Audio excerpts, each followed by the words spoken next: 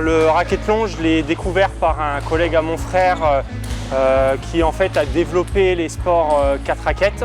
Moi, je faisais déjà du tennis à la base. En arrivant à la fac, j'ai découvert le badminton et du coup, j'ai entendu parler des sports multi-raquettes. Donc c'est comme ça que je l'ai découvert dans les années 2016-2017. Ce qui m'a plu là sur le racquethlon, c'est le côté polyvalent, c'est-à-dire ne pas être bon seulement dans une discipline, mais plutôt maîtriser plusieurs sports différents. Et la deuxième chose, c'est l'ambiance autour de l'ensemble des tournois, puisque c'est une communauté. Tout le monde est compétiteur, mais voilà, il n'y a pas de débordement, tout le monde se tient bien. Et finalement, c'est un groupe qui tourne super bien. Alors pour se préparer en racquethlon, donc il y a deux profils de joueurs. Il y a des joueurs qui ont atteint le haut niveau dans une discipline et qui se mettent ensuite aux trois autres. Moi, je suis plutôt dans ceux qui sont plutôt polyvalents, c'est-à-dire que je n'ai pas un sport où je suis très fort. Par contre, je n'ai pas un sport où je suis trop faible et finalement, en fait, je m'entraîne dans les 4 disciplines régulièrement. Je vais m'entraîner toutes les semaines dans tous les sports. Après, j'ai des périodes où je vais plutôt axer sur une discipline. Donc, par exemple, en ce moment, je vais plutôt m'entraîner en squash.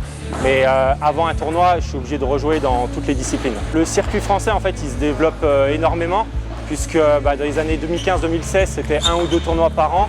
Et là, maintenant, il y a, je pense, à peu près 15 ou 20 dates par an. Donc moi, je fais beaucoup de tournois dans l'ensemble de la France. Et en parallèle de ça, il y a un circuit international avec des tournois essentiellement en Europe. Là, sur ces premiers championnats de France, ça fait plaisir de voir qu'on a réussi à réunir en fait tous les top joueurs français, que ce soit chez les filles ou chez les garçons, tout le monde est là. On a mis des moyens sur tout le côté événements, les arbitres, des ramasseurs. Donc ça fait plaisir de se retrouver sur une compétition avec tous les à côté qui sont vraiment de qualité. Donc en termes de licences, moi j'ai 6 licences puisque j'ai les 4 licences fédérales de chaque discipline, plus la licence du Racquethlon France, plus une licence de Racquethlon international. Sur le circuit international, je tourne à peu près autour de la 15e à 18e place mondiale. L'objectif, c'est d'essayer de rentrer dans le top 10 mondial.